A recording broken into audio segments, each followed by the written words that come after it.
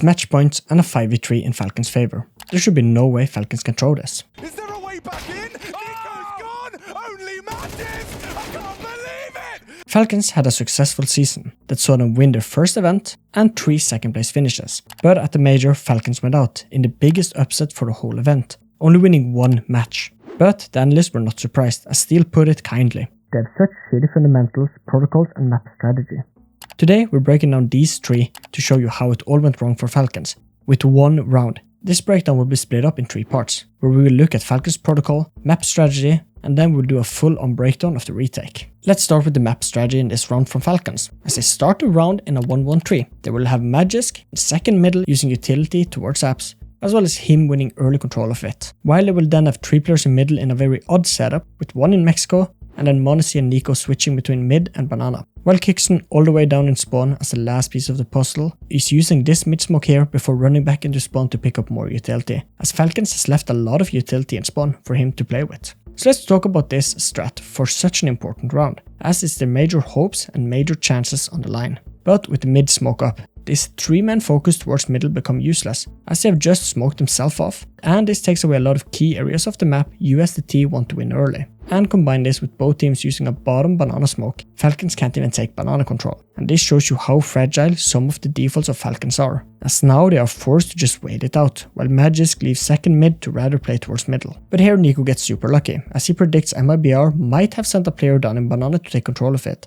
and here he spams the smoke and finds a much needed opening. But that is how Falcons makes this round seem possible, with a lucky smoke spam. And this is a very common occurrence from Falcons. A lot of bad defaults get fixed by pure luck. Watch Ash Playbook's video about this on one of the nuke rounds Falcons played. After this kill, Falcons freezes and has to wait for the smokes to clear out before making their next move. As we can see now, Falcons are just waiting for the mistake from MIBR as they are a man down. As Magisk takes this off angle, a perfect angle to get 1 kill and fall back, while Monacy almost finds a kill onto the player jump spotting. This video is sponsored by SkinsMonkey, the ultimate CS2 skin trading site. Upgrade your inventory instantly with fast, easy trades. No hassle, no waiting. Use filters to find the best skins in your price range and earn rewards as you trade. Get up to $5 for free when you trade at least $10. No skins? No problem. Buy at a discount and boost your deposit by up to 35% with the code AGONOR. And check out the free section for giveaways and tasks to win more skins. Click the link and start trading today. Now back to the video. Protocols are set rules and norms you as a team follow in each round, and that can be how to play a 3v3, what to do when your entry finds a kill towards any of the sides, and more rules, as these makes the job of team play, set plays and just IGLing much easier. And as we can see, the protocol for Falcons early are nowhere to be found, as here Nico get a banana kill. By most metrics, MIBR will only have 1 more player towards banana. So why are we not seeing Falcons do a smoke push and take banana off this kill, but rather freezing up, allowing MIBR to collect themselves? When we see Falcons taking banana after freezing up in middle for what felt like hours, we will as well see an issue of protocols come into play, as look how they take banana. This does not look like a pro team, as Nico spends way too much time clearing top banana, as here you are 4 players, just wide swing it and someone will have to trade on you.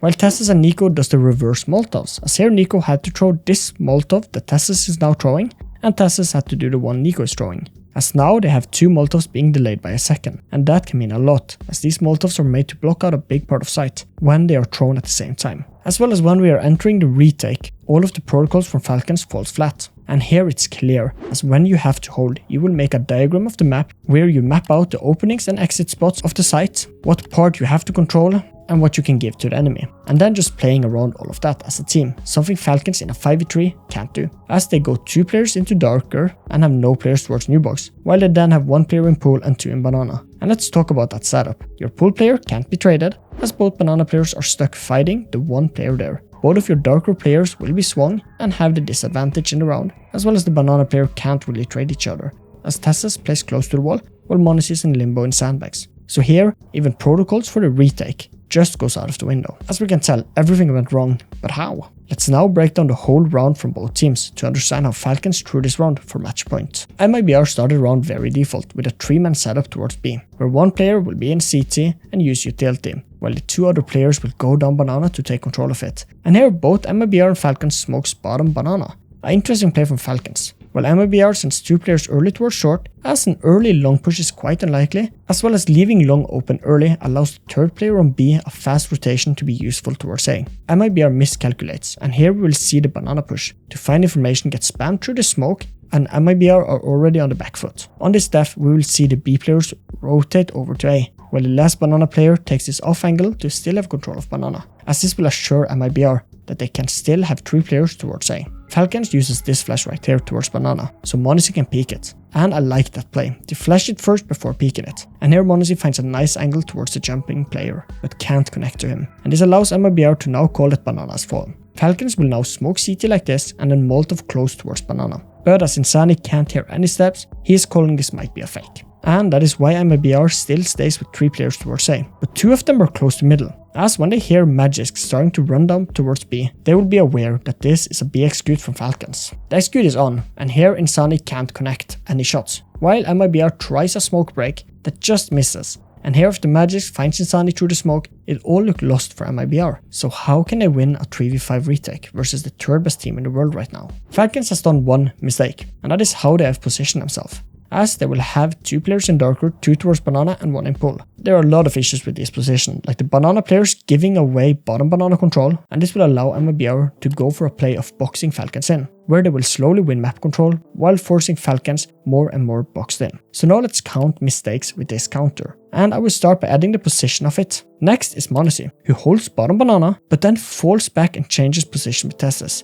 just as MIBR's banana player is taking control of it, giving MIBR crucial map control. Another mistake comes from Kixon, who goes to pool, as here he allows MIBR to have 1 player getting very close in ruins, and look at MIBR's 3 last players, and all the information they can get from just Falcon's bad positioning. The banana player shines as he finds 2 kills, and here Tessus swung and predicted wrong where the CT would be, while m0NESY missed quite a free kill before he's dealt with. And this forces Kixon in pool to now watch towards banana, but as the CT smoke fades, he is now alone having to look banana and CT, which is another mistake, as here the 2 side players had to spread out to help him, as they are leaving him alone to die. So he tries to rather swing into MIBR and find a kill, but this backfires, and it's only Nico and Magisk left. Another mistake to add to the counter is how Nico can't get into a better angle, as well as further back to be able to swing with more momentum, as Magisk is crouching and here blocking him. And when Nico peeks out, he is way too slow and dealt with. And as they saw Nico's slow peek, it's quite easy to understand Magisk might be in darker, as well as Falcons loves these 2-man setup that used to be very effective, as you don't expect as player there.